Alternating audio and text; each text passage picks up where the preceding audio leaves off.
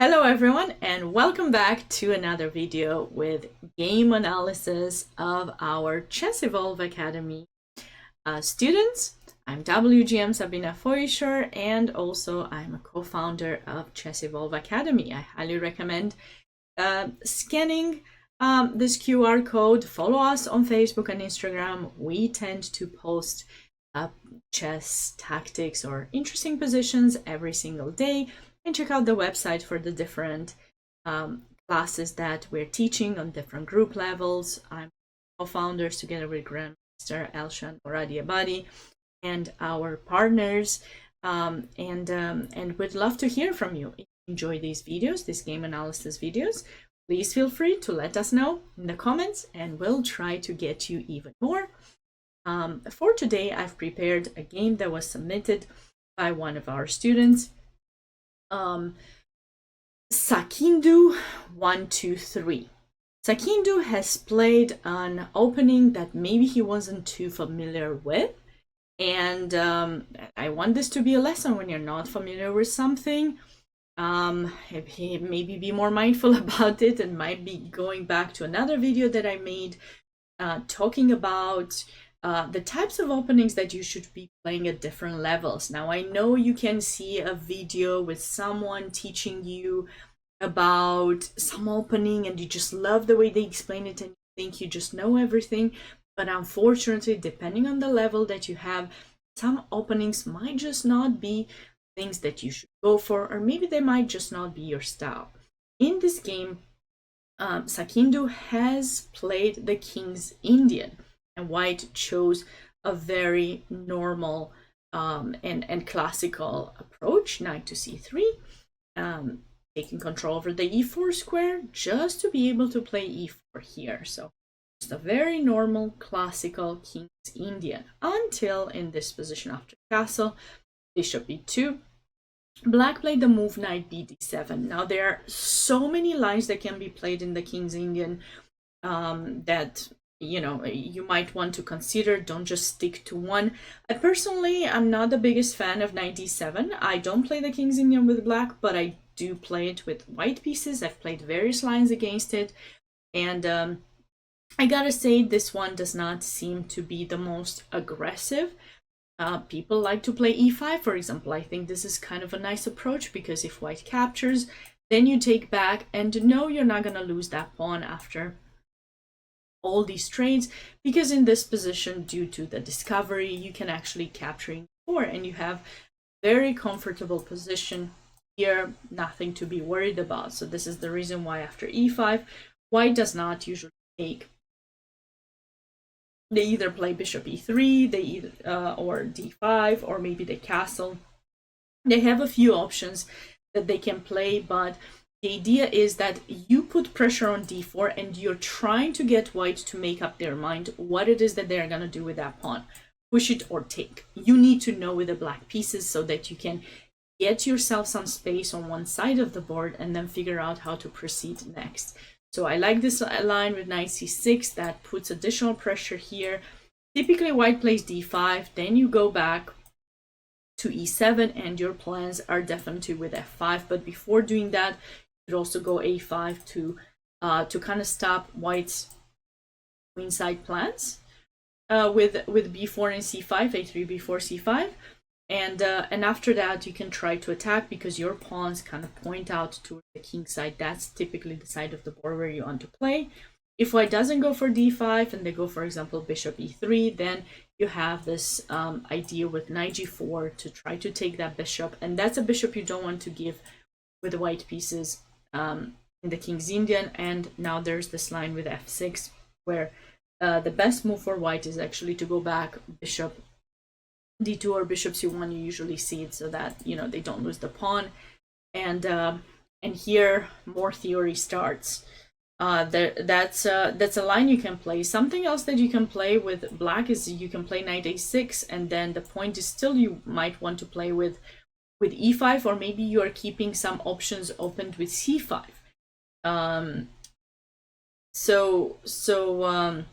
But I think, personally against this line, I think this is the best thing that black can choose. Go for e5, set up your space, early on and just put pressure so that white makes up their mind what it is that they want to do. This move chosen by black might be a bit slower, so but he can still get quite good positions. Just it's not so easy now that the knight is in d7. It's not so easy to put pressure here anymore because you cannot just magically play knight c6. So white played the move queen c2, and personally in this position I would go either c6. The point is you want to go queen c7, just fine. You can't put extra pressure, at least utilize that square or your pawn.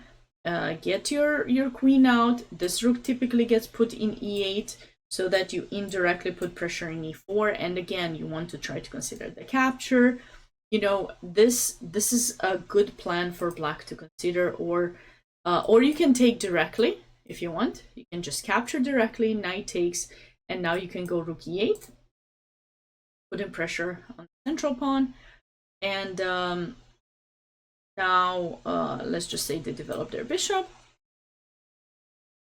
and again you have plans with maybe not c6 because that's going to weaken this pawn, but maybe you can go here first, and at some point you might have c6 b5. It's still, you know, it's a position where you're a bit restricted, but at least you opened up something. You are gonna put pressure. You got some squares for your knights. You can also go knight c5, knight e6 to try to trade that knight. Then the bishop will come out. So there are a few ideas for you, but the move that was played by black in this position, I certainly did not feel very good about, and that was knight e8. I think the reason I don't like this move is because white has not decided what they will do with that pawn. If they had pushed d5, if instead of queen c2, white would have pushed d5, then you definitely know that your plan might be with f5, because that's where you will have more space. He will have more space on the queen side due to the advancement of that pawn. His plan is with b4 c5, so he's gonna try to push the pawns there while you have to play here. And before you do that, you can try to stabilize your knight, because you can play knight c5 with tempo. And when they protect you, you can stabilize and ensure your knight. There's no b4 coming in now. Then you can even play b6, and after that you can move your knight even to h5. You don't need to go back. You can actually go to h5, f5, and black has a very nice play here. But since white did not do that, they didn't decide whether they'll push the pawn or not, you cannot really go backwards, because he might never play d5, and then your f5 will not be so great. Why? Because they might consider capture, and suddenly the position opens up and it is your king that will be weak. So you got to think about these things before you make moves, and that's why I think you have to be a certain level to play various openings, because you don't have sufficient understanding as to which move needs to be played when. Especially King's Indian is a very difficult opening, and I know even at high levels, 2700, they are sometimes not even, playing the best. Well, they are, but I'm gonna say that just to kind of give you a sense of how difficult it is. And if you actually look with the engine, you will often see that engine like dropping a lot of points because it thinks one side is better, and then a couple moves later is the other side. So even the engine is struggling a lot of the times with understanding positions. So that's why I think it's very important for you what to do. So here bishop g5 was played by white, which I like quite a lot. And the thing is that he's trying to see whether black will play f6.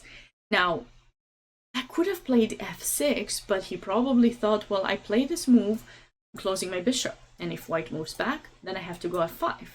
And if I go f5, then, maybe I'm not ready to do it because maybe bishop g5 back, or, maybe they can take, or maybe they can take here first. First they take here, because now you have to take back and you're not actually ready to take control of the g file. And I think now they can take, and if you capture back, for example, like this, bishop g5, let's say bishop f6, and boom, that pawn is hanging.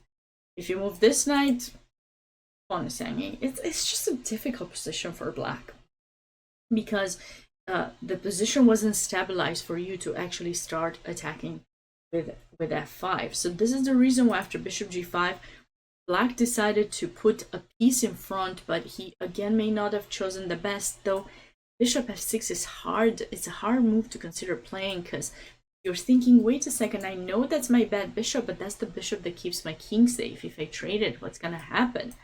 You know, maybe there are ideas with some knight d5 at some point. This knight is badly placed. Where am I gonna place the queen next? g7? That doesn't look very good. So rook d1 is gonna be played by white, and white really has the opportunity to start pushing the pawns on this side of the board. That's where they should play while you are crammed up with your pieces. So that's the reason why I wasn't fond of this move, knight e8. I think it was a mistake. So Black chose to go knight f6, but this move allows the capture, pawn takes, and knight takes e5. And I was thinking about this position for some time before making this video, and I didn't quite see exactly how Black can get any counter chances because he's pinned, his knight is badly placed, the rook is trapped, and white is up a pawn. So I definitely love white's position here. Bit surprised that white didn't take the pawn. Maybe he thought it was poisonous, or maybe he just wanted to improve the position of his pieces. They went rook d1, and then Black captured. So in a way, I like this move for Black because he realized probably that he's kind of stuck. There's some threat to capture in e5, so he has to take here now. It's now or never. But now he needs to escape from this. First off, queen e7, and then maybe he can try to figure out how to get this knight away. And since h6 g5 might be just a weakening, he might consider c6, knight c7, e6, or bishop e6, rook d8, just something a bit to get this position uncrammed up. Instead, he ended up playing h6, but bishop h4, and now he played queen d7, which gained on the pin, which means at some point white can consider one of these two moves, and then a knight discovery that could be very dangerous for Black. Besides, the queen here is in front of the bishop, so the bishop won't be able to get developed. So I think this is a better location for the queen. Rook b1. Now that move, I gotta say, was a bit surprising to me because I guess he wanted to play b4, but if he wants, he can just play it. There's no discovered ideas on the diagonal that Black can do, so he could have just played that, or like I said, maybe e5 or c5 would be an option. I also was thinking about f4 to support e5 more, and then you can move this knight back and support it, or you can consider knight b3, c5 for white. Just so many options while Black is struggling with his development. g5 he felt was necessary, but you know what would be nice to have now with Black? This bishop magically appear there. To do that, maybe your position wouldn't be too bad because you covered the light squares that you weakened. But right now, couldn't really find something really useful. Black has tried an idea, so clearly he has some knowledge about what needs to be done in this position. He tried this idea to improve the knight to f4, maybe get the bishop, my bad, e5 to put pressure. But there's an issue here, right? There's an issue. The queen cannot come into play, and the bishop or a knight alone without a clear target, they can't do that much. Even if he plays knight f4, knight takes g2, king takes, bring in the queen, that still might not lead to much. This knight f5, knight f4, bishop f1, good decision, keep the bishop.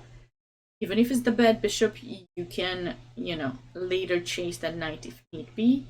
And from here on, Black has struggled to come up with things to do.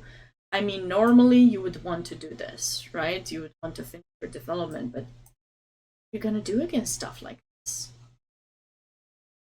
It seems difficult. So he played king h7, but I'm having trouble. It is the player with the black pieces that submitted this game, and other than the things that I've said earlier, it's very hard for me to come up with a defense because, you know, you want to attack when you play the King's Indian. You don't want to stay on passive and defend. He probably avoided this because of knight d5, and he didn't want to go for this trade because now this is an issue. So he remained really, really passive with his pieces, and he got punished. White played quite well. Check here, knight d5, and you try to avoid some trades. I mean, I think he was thinking to play some c6, but in the end he ended up going c5, and this was too much. This was one of the final blunders here, because, you know, clearly after bishop a1, the diagonal is going to be something that white is considering to do something about, like maybe queen c3, knight f6 to trade the defender, and then mate e7. But by playing f5, you are opening up this rook indeed, but you're weakening other things. And now the bishop takes, black resigned in view of potentially, you know, after capture, maybe he thought knight b6 just win. So it can go downhill if you're playing an opening that you're not so familiar with, that you're not too ready to play, and especially it's much easier to come back in openings that are quite symmetrical, where you have similar amount of space, where you have similar development. It's much easier to come back than in positions where there's some imbalance, someone is slightly better. It's much harder to come back. So if you're playing the King's Indian, look for one of the main lines where it gives you some you know, solid position, a clear plan, and make sure you understand the ideas as to why you're playing specific moves, rather than not understanding them, I guess. So hopefully you enjoyed this video and it was helpful to you. Certainly we'll be making more of these. Stay tuned. Check out our Chess Evolve Academy on social media, and give us a follow and like and subscribe if you enjoy these videos and you want us to make more.